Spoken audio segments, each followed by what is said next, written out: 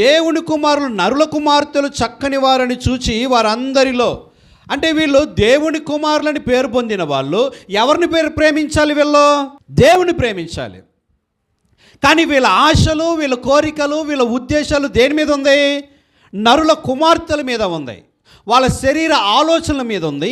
ఎవరు వీళ్ళు అంటే దేవుని కుమారులు. ఇప్పుడు నోవాహు ఎవరు? నోవాహు కూడా దేవుని కుమారుడే.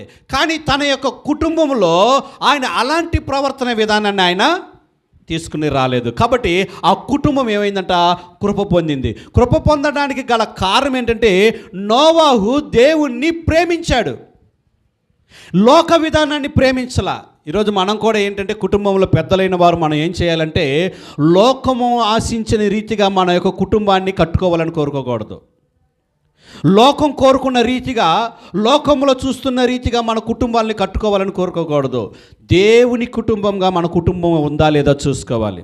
దేవుని బిడ్డలుగా మన కుటుంబంలో బిడ్డలు ఎదుగుతున్నారా లేదా అనేది మనం చూసుకోవాలి. మన కుటుంబము, మన బిడ్డలు ఎంత ఉద్యోగాలు చేస్తున్నారన్నది కాదు, మన బిడ్డలు ఎంత చదువుకున్నారన్నది కాదు, మన బిడ్డలు దేవుని పోలికలో, దేవుని స్వరూపంలో మార్చబడుతున్నారా, దేవుని బిడ్డలుగా ఎదుగుతున్నారా, దేవుని సన్నిధిలో వాళ్ళు నడుస్తున్నారా, దేవుని మందిరానికి వస్తున్నారా, వాక్యం చదువుతున్నారా, దేవుని యందు భయభక్తులు కలిగి ఉన్నారా, ఈ క్రమాన్ని గమనించుకుంటూ ఉండాలి. యోబు ఏం చేశాడంట? బిడ్డలను గమనించుకుంటూ ఉన్నాడంట. 10 మంది బిడ్డల్ని